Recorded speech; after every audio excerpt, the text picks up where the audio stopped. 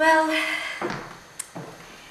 in writing, I try to implement good versus evil, a value system, and a sense of well-being.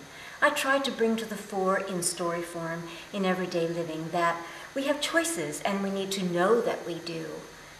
We have the choice to see the good in people, to take the right road, and to surround ourselves with the people who truly care about us, not people who drain us emotionally, physically, and certainly not financially.